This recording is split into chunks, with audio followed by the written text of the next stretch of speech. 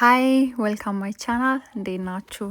ዛሬ ደግሞ አንድ በጣም ደስ የሚል ላይብራሪ ከኛ ከሰፈራችን ቆንጆ ተከፍቷል እና አይ ቲንክ 2 ዊክ ምናምን ይሆነዋል እና ለምን አላሳያችሁም?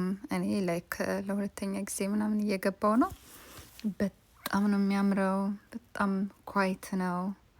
ኦ ማይ ጋድ ልጆች ይዛችሁ ለማንበብ ህጻን ልጅ ስትይዙ ደግሞ የምትጫወቱበት ቦታ አለው ምናምን ሶ ቢዩቲፉል እና እዚህ ሀገር በጣም የሚገርመኝ ነገር ምንድን ነው፣ ሆስፒታልን ብትሄዱ በቃ የትኛውን ቦታ ስትንቀሳቀሱ ለእናንተ ኮንፈርት የሚሆን ነገር ነው በቃ የሚሰሩላችሁ የሆነ ተመችቷችሁ እንድታደርጉ ነው እና በጣም ነው የምወድላቸው እሱን ፓርት ነው። ላይክ ስታነቡ ቢደክማችሁ ምናምን እርፍ የምትሉበት ቦታ አለ፣ ገደም ብላችሁ የምታነቡበት ምናምን። ኦ ማይ ጋድ እኔ በጣም ነው የወደድኩት እና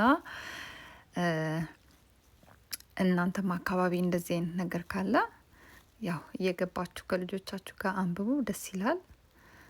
ላይክ እንትንም አለው ሰብሰብ ብላችሁ ላይክ የምትረዳዱበት ሚቲንግ ነገር ምናምንም አላቸው እዚህ ጋር።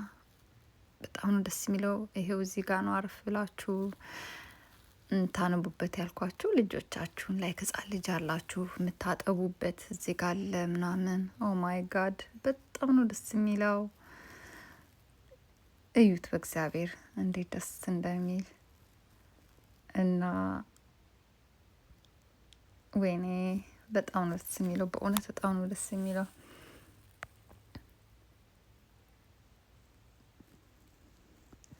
ለልጆች ሁሉም ነገር ነው ያለ። ኮምፒውተር ላይ የሚሰሩት ነገርም ካላቸው አላቸው። ሁሉም ነገር በጣም በጣም ምቾት አለው። ኳይት ነው።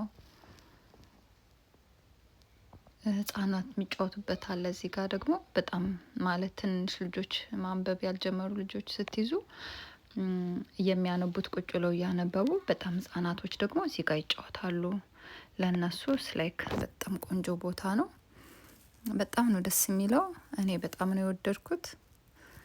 ያው እንደምትወዱት እርግጠኛ ነኝ። ኢንጆይ ማይ ቪዲዮ